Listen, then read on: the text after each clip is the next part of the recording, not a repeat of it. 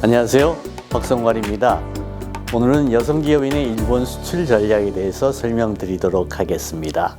일본에 수출을 하려면 일본 시장에 대해 전반적인 이해가 필요할 텐데 먼저 간단히 설명 부탁드립니다. 기본적으로 여러분 많이 들어보셨겠지만은 잃어버린 30년이라는 이야기 들어보셨을 겁니다.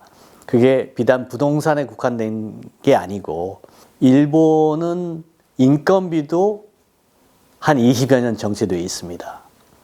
현재로서는 일본이 한국보다 여러 가지로 싸다고 생각하시면 됩니다. 한국이 월급이 역전되었습니다. 그런 상황은 결국 뭘까요? 단가하고 관계가 되겠죠. 네, 그리고 또 중요한 건 또 환율에 대해서 민감해야 됩니다. 현재는 환율이 굉장히 일본 엔화가 낮아 있는 상황이라서 한 10%에서 15% 기존 수출하던 업체들도 굉장히 고전을 겪고 있습니다. 단가가 안 맞는 상황이에요. 그러니까 환율에 대해서 항상 민감하게 체크를 하셔야 되고, 또 이제 분야별로 다르겠지만은 원자재 분야, 소비재 분야 이걸 따져봐야 되는데, 소비재 분야는 여러 원자재들이 합해져서 제품화가 되어 있기 때문에 단가의 폭이 더 많이 높아져 있겠죠. 그러니까 그런 부분을 간과하시지 말고 잘 체크하시는 게 좋습니다. 그러면 여러 분야에서 사업하시는 여성 기업인 분들이 계실 텐데 어떤 분야를 먼저 설명해 주실 건가요? 네. 많은 분야가 있을 텐데 짧은 시간에 다 말씀드릴 수 없어서 크게 개별 소비재와 원자재 두 분야로 나누어서 실제 예를 들어가면서 설명드리도록 하겠습니다. 우선 일본은 한국과 가장 가까운 나라임에도 불구하고 생각과 생활 방식이 한국과 많이 다르기 때문에 기업 문화 자체도 한국과 다름을 먼저 인식해야 합니다. 구체적인 예를 들어 설명해 주실 수 있을까요?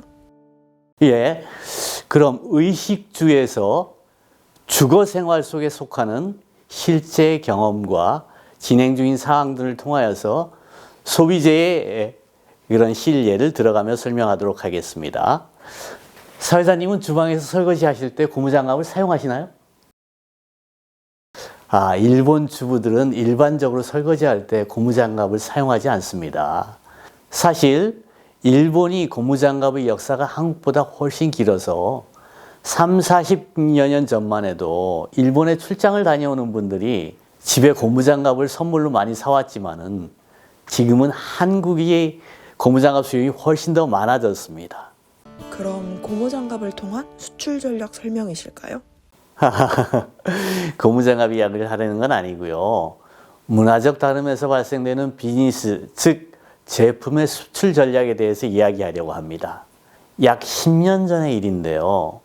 당시 매스컴에서 센세이션을 일으켰던 세제회사의 제품이 있었는데 개발자가 모 제철회사의 연구원으로 근무하다가 사탕수수 추출물이 세정력이 높다는 정보를 듣고 본인이 독립하여서 법인체를 만들고 주방세제를 대형마트 3사의 PB 브랜드와 또 백화점의 여러 기업의 특판 제품으로 납품하면서 국내 국책은행이 투자까지 받아가면서 급성장했던 회사의 주방세제가 있었습니다.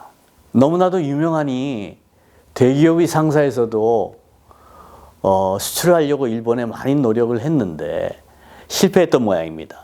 그즈음 제가 그 회사 대표이사를 만나서 미팅을 하고 한 달 정도 샘플을 직접 테스트해 보고 나서 제품에 대한 품질에 대한 믿음이 생겨 생산 원가, 생산 과정들을 확인해 가면서 수출 전략을 세웠습니다.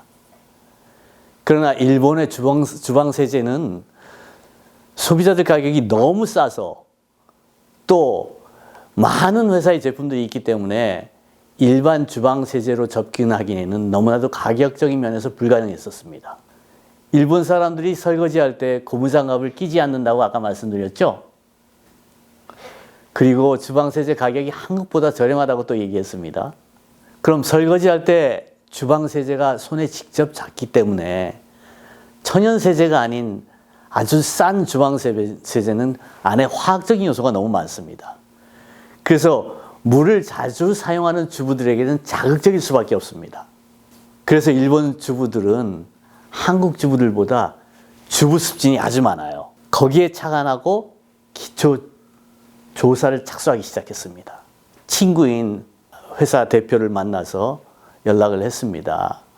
제품을 설명하고 샘플을 보내볼 테니까 직원들하고 그리고 집에서 직접 테스트 해보고 한번 반응을 보면 어떻겠냐고. 그런데 반응이 괜찮았어요. 그러고 나서 바로 수출이 되었나요?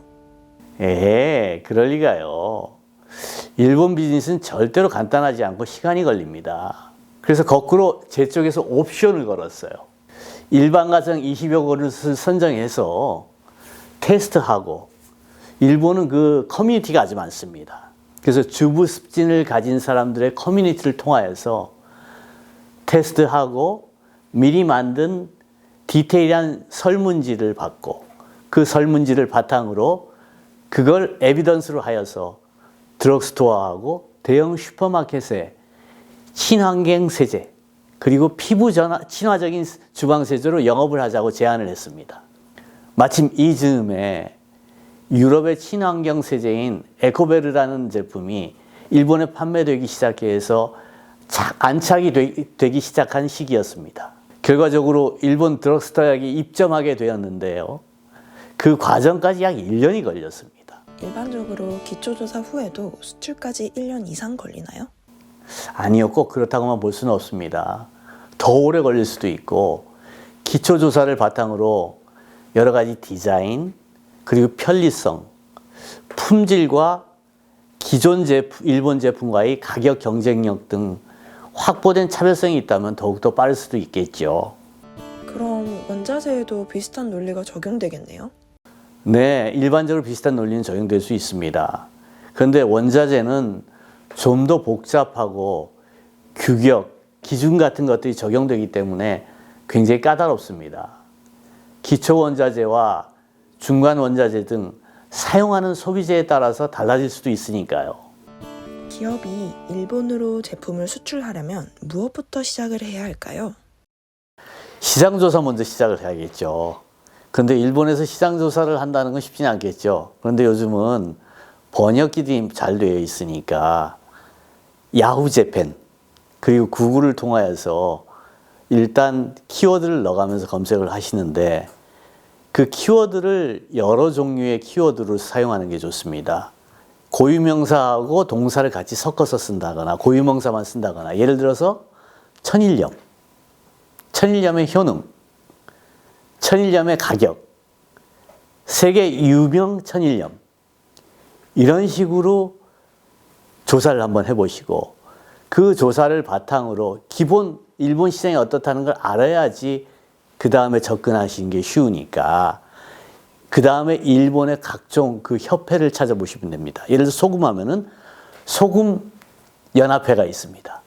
그 소금 연합회를 통하여서 기업을 소개를 받고, 그런 다음에 그 기업을 통하여서 얘기가 잘 안 되면은 그 다음에 국내 유수기관 코트라라든지 이런 곳에 또 협조를 요청하는 방법도 있을 수가 있습니다. 하여튼 그런 방법으로 다양한 방법을 사용해서 먼저 기본적으로 내가 조사를 한 다음에 그 다음에 접근을 하는 게 순서라고 생각합니다. 네, 오늘 제가 여러 가지 말씀을 드렸지만 그 말씀드린 내용으로 수출 전략을 짜시는데 많은 도움이 됐으면 좋겠습니다. 감사합니다.